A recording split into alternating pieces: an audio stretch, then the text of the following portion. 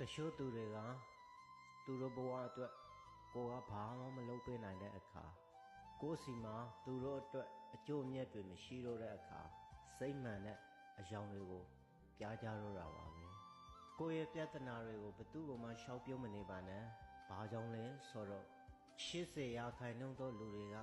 ကိုယ့်ရဲ့ပြဿနာတွေအကြောင်းကိုလုံးဝစိတ်ဝင်စားမှုမရှိကြဘူး20%သောလူတွေကတော့ကိုယ်မှာအဲ့ဒီပြဿနာတွေရှိနေတာကိုကသူတို့အတွက်ပျော်ရွှင်စေကြပါလိမ့်မယ်ဒီတော့ပြဿနာတွေအကြောင်းကိုရှောင်မပြောပါနဲ့ကိုယ်ရင်ထဲမှာပဲသိမ့်ထားပါပြီးရင်ပြဿနာတွေကိုရအောင်ဖြေရှင်းပါမုန်းတီးမှုမနာလိုစိတ်ဒေါသနဲ့မလုံခြုံတဲ့စိတ်အပေါ်မှာအခြေခံပြီးတော့စကားလုံးတွေကိုလုံးဝမပြောမိပါစေနဲ့ကိုယ့်ရဲ့နှုတ်ခမ်းကထွက်မသွားခင်မှာစကားလုံးတွေကိုသုံးသပ်ဖို့လိုတယ်စကားလုံးတွေကရန်နဲ့မပါမိန်ခုတ်မပါပဲသေဆုံးတတ်တဲ့ကြည်တစ်မျိုးလိုပါပဲဒီတော့စကားပြောတဲ့အခါတတိထားပါကိုယ့်အတွက်မှန်ကန်ပြီးတော့ဘယ်သူ့ဘိုးမှမထိခိုက်တဲ့အရာတွေကိုလုပ်တာလုပ်ပါဘယ်သူမှကိုယ့်နေရာမှာဝင်ပြီးတော့နေပြနိုင်မှာမဟုတ်လို့ပါပဲ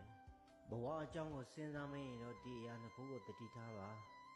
ကိုယ့်ကိုအပြည့်တင်တဲ့ခြင်းကအတိတ်ကိုပြောင်းလဲလို့မရနိုင်ဘူးဆိုတာနဲ့စိတ်ပူပင်မှုဆိုတာကလည်း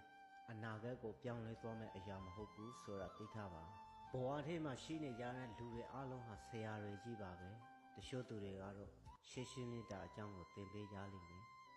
အချို့သူတွေကတော့ပုံညီရိုင်းပင်မှုအကြောင်းကိုသင်ခန်းစာတွေပေးတတ်လိမ့်မယ်တချို့သူတွေကတော့ကိုယ်ဘာတွေကိုရှောင်ရှားရမလဲဆိုတာကိုသင်ပေးနေကြတာပါအားလုံးကျေးဇူးတင်ပါတယ်